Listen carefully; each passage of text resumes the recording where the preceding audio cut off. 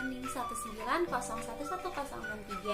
Di sini saya akan memaparkan tentang aktivitas bakteri Lactobacillus bulgaricus dan Streptococcus thermophilus pada pembuatan yogurt.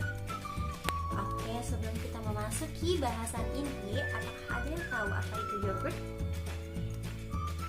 Karena kita penasaran apa itu yogurt, jadi kita lanjut. Yogurt menurut bahasa Turki diambil dari kata sifat, yaitu yogun, yang berarti padat dan tebal. Sedangkan menurut istilah yogurt atau yogurt adalah susu yang dibuat melalui fermentasi bakteri. Yogurt ini dapat dibuat dengan menggunakan susu apa saja, termasuk susu kacang kedelai loh. Kalian penasaran gak sih bakteri apa saja yang terdapat pada yogurt? Atau bakteri apa saja yang dibutuhkan pada proses pembuatan yogurt? Karena kita penasaran apa saja itu, maka kita lanjut ke macam-macam bakteri yang terdapat pada yogurt. Jadi, yogurt biasa dibuat dengan menggunakan dua jenis bakteri asam laktat atau BAL, yaitu Lactobacillus bulgaricus dan Streptococcus thermophilus. Akan tetapi ada juga yogurt yang ditambahkan dengan bakteri asam laktat yang bersifat probiotik, yaitu Lactobacillus acidophilus, ada Lactobacillus casei, dan ada Bifidobacterium. Sebelum kita lanjut, apakah ada yang tahu apa itu bakteri probiotik? Karena kita penasaran apa itu bakteri probiotik, yaitu bakteri probiotik sering juga disebut sebagai bakteri baik. Mengapa disebut bakteri baik? Karena bakteri probiotik ini adalah bakteri asam laktat yang hidup di dalam usus kita. Jadi dia itu bersimbiosis dengan mikroflora usus, sehingga dia dapat melawan bakteri patogen dalam usus kita. Kok disebut bakteri patogen? Apa itu bakteri patogen? Jadi bakteri patogen ini yaitu bakteri jahat yang dapat menyebabkan penyakit pada tubuh kita. Oleh karena itu, penambahan bakteri asam laktat probiotik ini sangat menguntungkan bagi kita dan bagi kesehatan kita. Oke, hore! Akhirnya kita tahu kandungan apa saja yang terdapat pada yogurt ini. Jadi kita tidak perlu khawatir walaupun yogurt ini mengandung bakteri, tapi dia termasuk bakteri yang baik. Mengapa yogurt asam? Ada yang tahu mengapa yogurt asam? Jadi, yogurt asam disebabkan karena adanya asam laktat. Asam laktat ini merupakan hasil dari proses fermentasi susu. Dengan adanya fermentasi, itu menyebabkan mengapa yogurt ini menjadi asam. Mengapa demikian? Karena adanya perubahan laktosa menjadi asam laktat oleh bakteri-bakteri tersebut. Kedua macam bakteri tersebut akan menguraikan laktosa atau gula susu menjadi asam laktat dan berbagai macam komponen aroma dan cita rasanya. Proses fermentasi yogurt ini berlangsung melalui proses penguraian susu atau protein susu. Mengapa? Karena sel-sel bakteri tersebut akan menggunakan laktosa untuk mendapatkan energi dan karbon dan memecahkan atau menguraikan laktosa tersebut menjadi gula yang sederhana, yaitu glukosa dan galaktosa. Itu pun dengan bantuan enzim beta galaktosidase. Jadi proses fermentasi akhirnya akan mengubah glukosa menjadi asam laktat. Selanjutnya yaitu aktivitas bakteri dalam pembuatan yogurt. Yang pertama yaitu ada bakteri Streptococcus thermophilus, di mana bakteri ini akan bekerja lebih cepat untuk menghasilkan asam dan karbon dioksida. Bakteri Streptococcus thermophilus memulai fermentasi laktosa menjadi asam laktat dengan mengurangi potensial redoks dan menghilangkan oksigen dan menyebabkan penguraian protein susu melalui kerja enzim proteolitik. Hal ini menciptakan kondisi yang menguntungkan loh untuk pertumbuhan Lactobacillus bulgaricus. Mengapa demikian? Karena bakteri Lactobacillus bulgaricus tumbuh dan berkembang bila pH telah turun sampai dengan 4,5. Asam laktat ini yang menghasilkan rasa asam, maka dari itu semakin lama disimpan yogurt rasanya akan semakin asam. Hal ini dikarenakan ion hidrogen dalam susu itu bebas dan fermentasi akan meningkat. Asam laktat akan bereaksi dengan kalsium dari kasein dan kasein ini akan mengendap. Akibatnya terjadilah penggabungan antara dua molekul kasein yang bermuatan berbeda loh.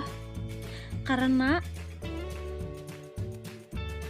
pH asam menyebabkan kalsium dari kasein, akibatnya akan memisahkan diri akibat perbedaan ion dalam susu tersebut. Kasein jadi bermuatan dan akhirnya terjadilah daya tarik-menarik antara molekul karena perbedaan muatan listriknya. Dan terjadilah penggumpalan. Jadi, bakteri Lactobacillus bulgaricus lebih berperan pada pembentukan aroma, sedangkan bakteri Streptococcus thermophilus lebih berperan pada pembentukan cita rasa yogurt. Selanjutnya yaitu manfaat yogurt.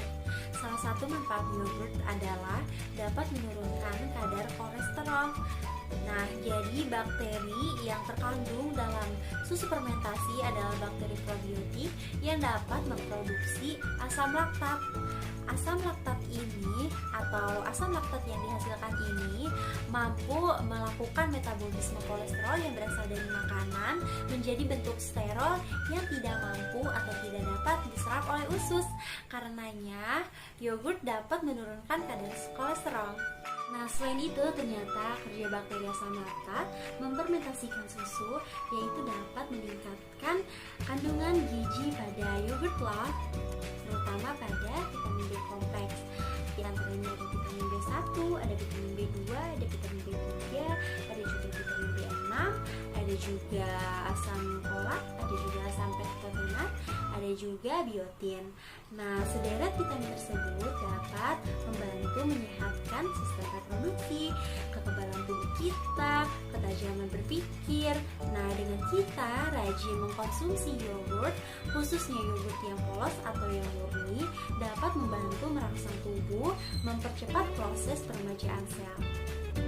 Manfaat lain dari yogurt yaitu dapat menghambat hipertensi dan juga penyakit jantung koroner. Selain itu, yogurt juga dapat menghambat penyakit kanker. Nah, jadi bakteri dari yogurt dapat hidup dalam usus dan bersimbiosis dengan mikroflora lainnya. Nah, dengan adanya mikroba yang menguntungkan di dalam usus, itu dapat menghambat pertumbuhan mikroba patogen. Nah, manfaatnya berbagai jenis penyakit akibat infeksi atau keracunan mikroba dapat dihindari dengan terhambatnya pertumbuhan mikroba patogen tersebut. Nah, kerja dari mikroflora yogurt yaitu menghasilkan lapisan protein di sepanjang saluran pencernaan.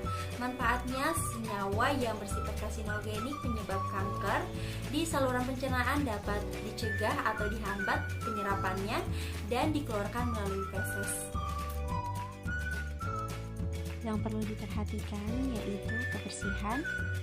Kebersihan merupakan hal yang harus dan sangat kita perhatikan, sehingga sebaiknya semua alat yang digunakan atau yang akan digunakan disterilkan terlebih dahulu dengan cara direbus terlebih dahulu dalam air mendidih selama 10 hingga 15 menit.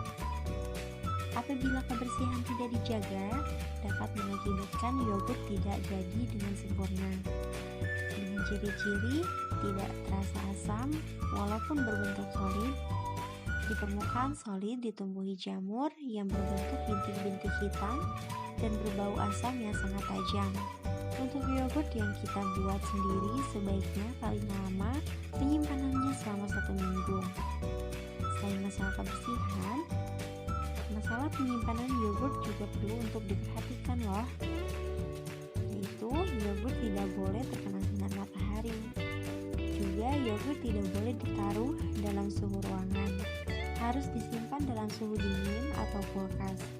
akan tetapi tidak boleh juga diletakkan dalam freezer. Yogurt yang tidak boleh disimpan dalam freezer karena bahan dasar yogurt yang berupa susu dapat pecah dan justru itu akan merusak yogurt. Selanjutnya yaitu metode pembuatan yogurt. Jadi pada metode pembuatan yogurt ini kita membutuhkan alat dan bahan. Alat yang digunakan pada pembuatan yogurt kali ini yaitu ada jar, ada panci, ada kompor atau hot plate, ada sendok atau spatula, ada termometer, ada timbangan, ada juga wadah atau breaker glass, ada juga gelas ukur. Sedangkan untuk bahan yang kita perlukan yaitu ada susu. Susu itu bisa berupa susu skim, susu segar, atau susu apa saja. Terus kita membutuhkan gula juga dan kita membutuhkan starter. Starter yang digunakan kali ini yaitu starter komersil yang terdiri dari bakteri Lactobacillus bulgaricus, bakteri Lactobacillus acidophilus, juga ada bakteri Streptococcus thermophilus dan juga ada Bifidobacterium.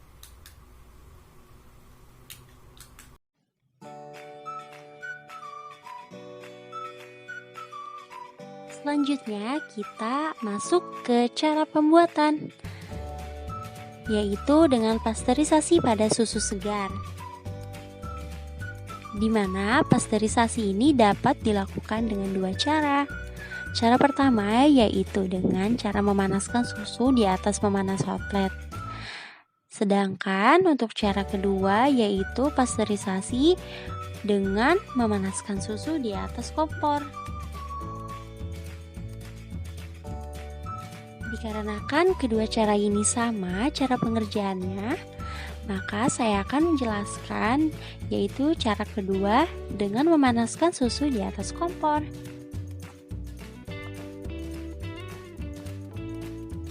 Caranya dengan menuangkan susu kurang lebih 400 ml, kita tuangkan ke dalam panci yang bersih. Kemudian kita panaskan di atas kompor. Kita panaskan susu sampai dengan susunya bersuhu 85 derajat Celcius dan kita pertahankan selama 15 menit.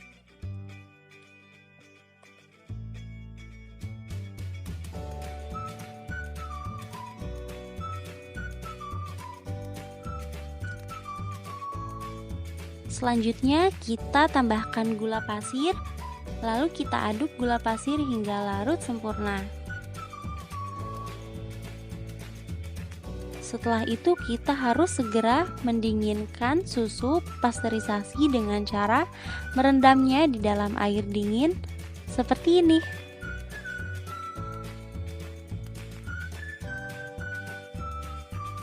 Biarkan suhunya turun dengan panci tertutup seperti ini sampai suhunya 40 hingga 45 derajat Celcius.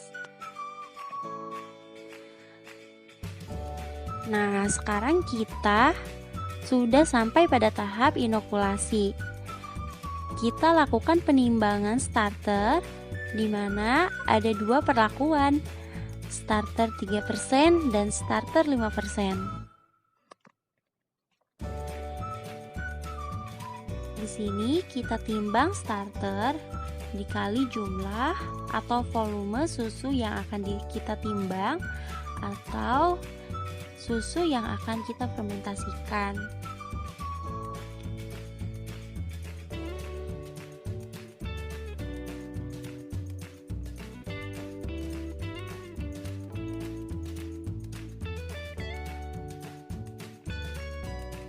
Di sini kita akan memfermentasikan di masing-masing jar susu sebanyak kurang lebih 200 ml.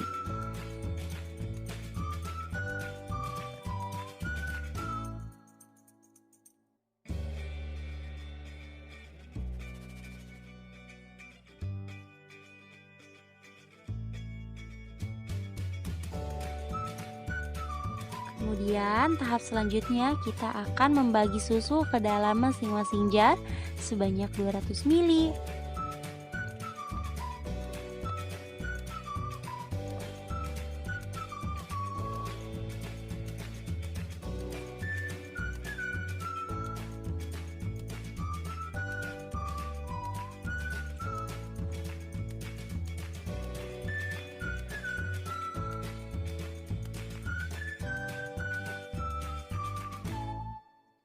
Nah, setelah selesai semuanya, kemudian kita akan memasukkan starter ke dalam masing-masing jar sesuai dengan konsentrasinya.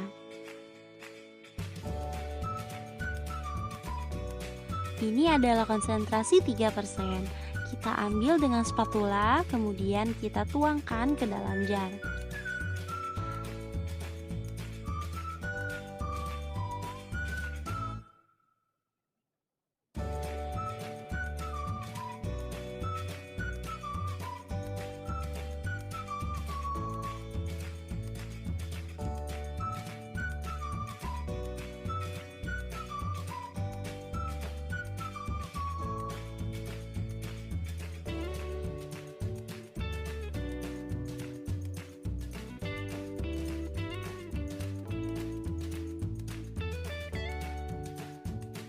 Setelah itu, kita inkubasi pada suhu 45 derajat Celcius selama 6 jam.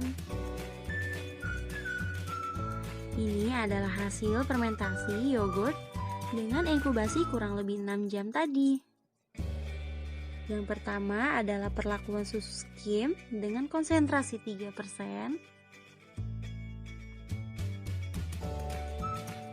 Untuk kekentalan, di sini sudah menghasilkan kekentalan yang melebihi air atau cairan. Untuk aroma, khas yogurt dan rasa asam. Perlakuan kedua, yogurt susu skim dengan konsentrasi 5%. Untuk kekentalan, seperti yang kita lihat, yaitu lebih kental daripada konsentrasi 3%.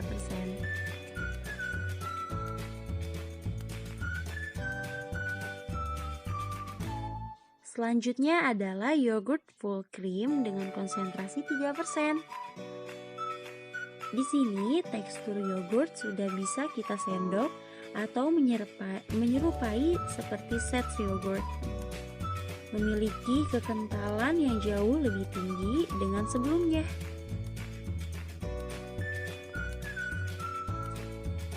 Yang terakhir adalah yogurt full cream dengan konsentrasi 5%.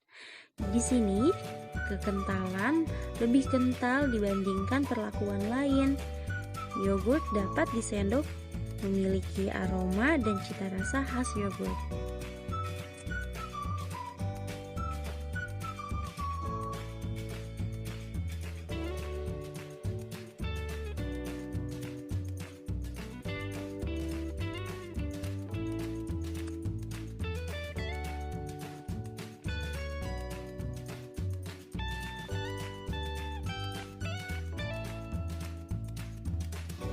Nah, teman-teman, di sini kita dapat lihat bahwa bahan baku dan jenis susu yang kita gunakan itu mempengaruhi terhadap produk yang dihasilkan loh. Dan juga konsentrasi yang digunakan yaitu konsentrasi starter. Semakin tinggi konsentrasi starter, maka tekstur yang dihasilkan